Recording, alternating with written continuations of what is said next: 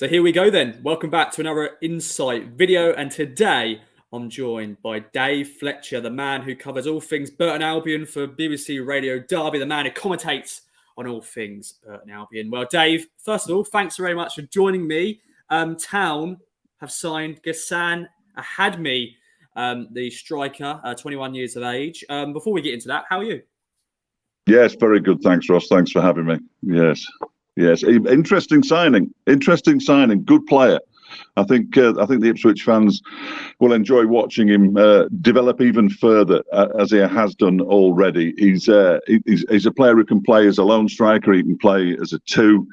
He is very much a striker, though. I wouldn't be expecting him to float out to the wings and cross the ball in or drop deep and even play as a number 10. I think he is an out-and-out striker. Obviously, he could develop into a 10, you would have thought. But a hard worker who will delight and has found his scoring touch this season with 5 goals already for Burton Albion, who will miss those goals because they don't score many, and he's got most of them. Yeah, of course. Burton currently struggling at the bottom of the league in League One under Jimmy Floyd Hasselbank, but he's been scoring the goals. Maybe one highlight so far. Overall, on the signing, only signed for Burton in January this year. Of course, from Norwich, arch rival and stuff. He had a loan spell at Pompey, of course, in League One as well. Overall, how's he been? As you said, he scored 5 goals this year, scored a few goals last term as Burton stayed up. Overall, what's your thoughts on this?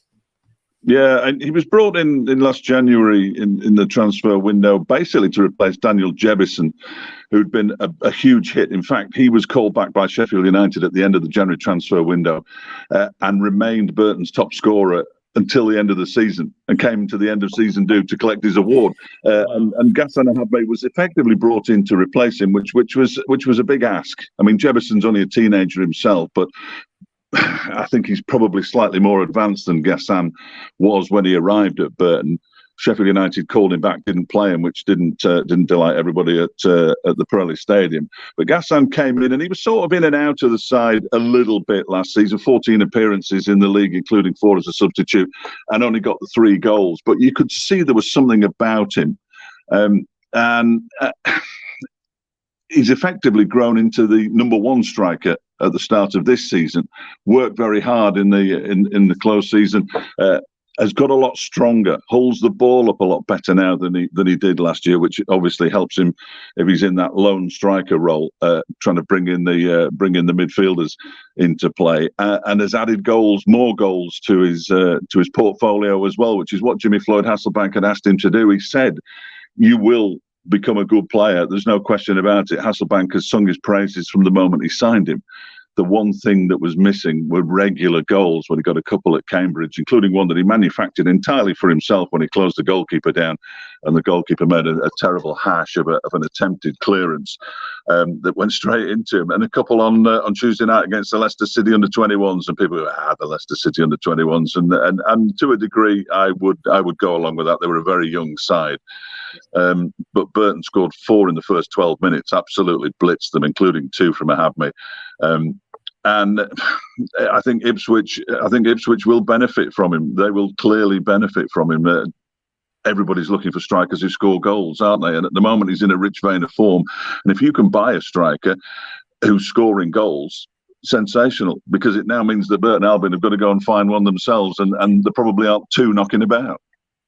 No, probably not. Definitely on deadline day. It's it's trying to find that player out of nowhere, and I'm sure it will be tough.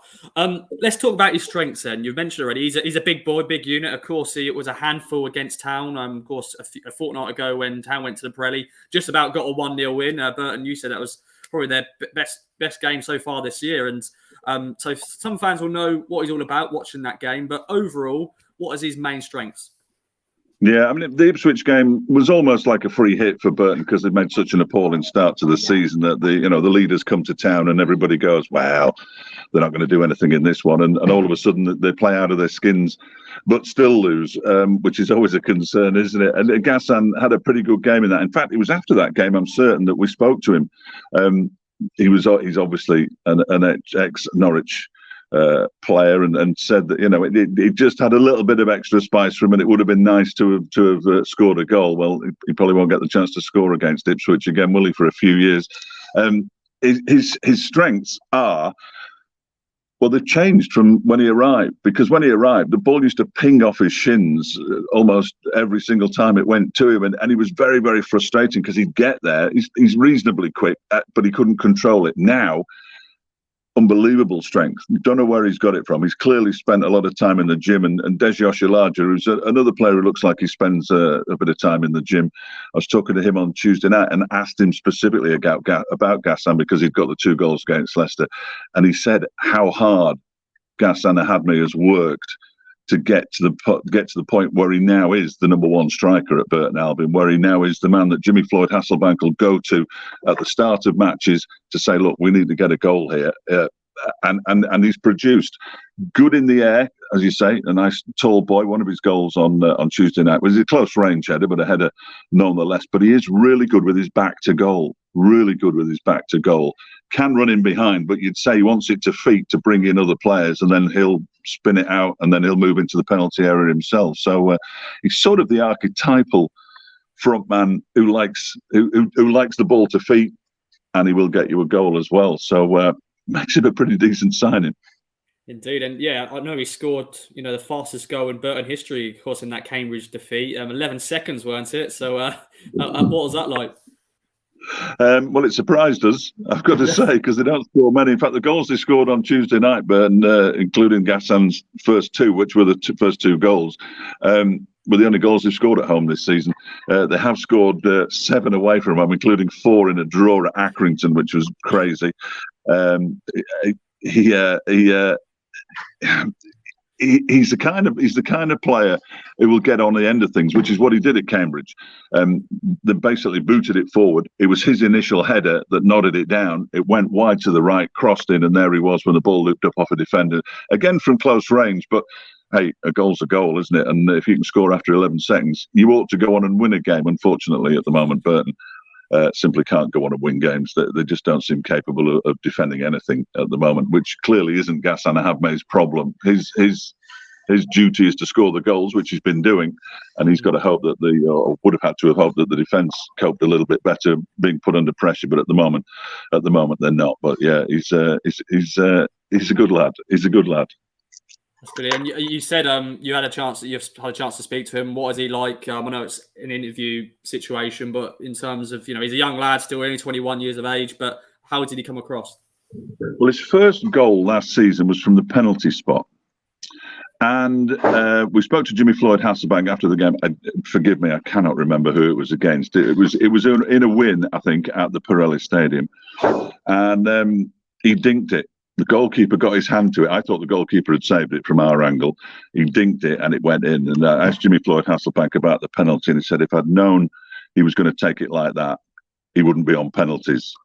And then we spoke to Gassan, who was the first time we'd spoken to him properly after a game. So I asked him about the penalty and said, the manager said that if he'd known you were going to dink it, he wouldn't have you on penalties. And he said, if I'd known the manager didn't want me to take it like that, I wouldn't have taken it. So he's obviously a quick learner, because you don't cross Jimmy Floyd Hasselbank and survive in a Burton Albion side.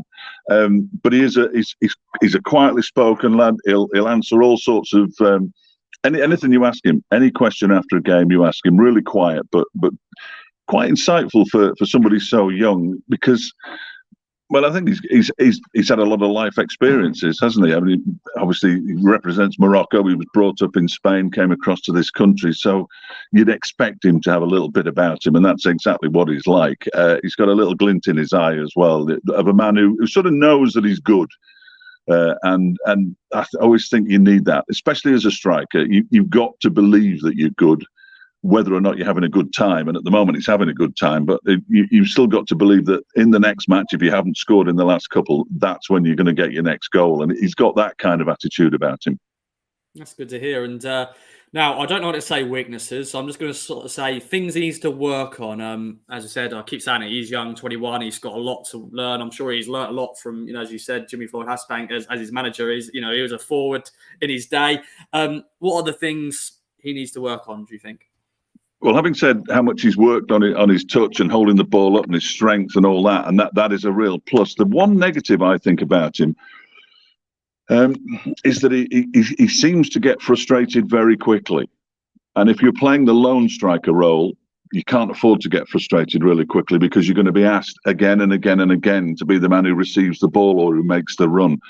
And a couple of times this season he's been booked for slightly rash challenges, or for kicking the ball away, or just stuff that betrays the fact that he's a little frustrated. Now, that could also be with the overall fact that he's scoring goals and Burton aren't winning, which has got to be frustrating for people watching from the stands, let alone people playing out in the middle.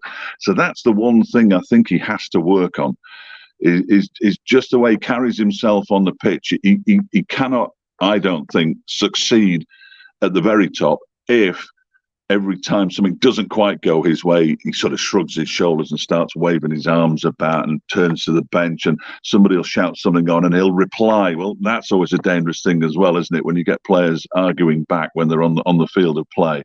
So that's the only thing at the moment, because you can't coach pace into somebody. He's quick enough. He's not electric, but he's quick enough, and his hold at play is 100% better than it was when he arrived in the transfer window last Christmas. So just his whole demeanour on the football field, if he can improve that, and he's typical of a lot of sportsmen. His demeanour on the football field is completely different to his demeanour when he's talking to you.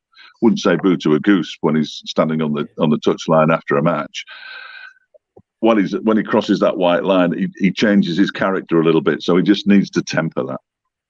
I'm sure we got Sam Morsey, our captain. I'm sure he'll put him in line if he's talking about stuff, and so we'll wait and see on that. But Dave, it's been a pleasure. Thanks so much for joining me. But any other notes, any other business on Gassan Ahadme signing for Town? He's gone to another level now, playing for a promotion chasing side.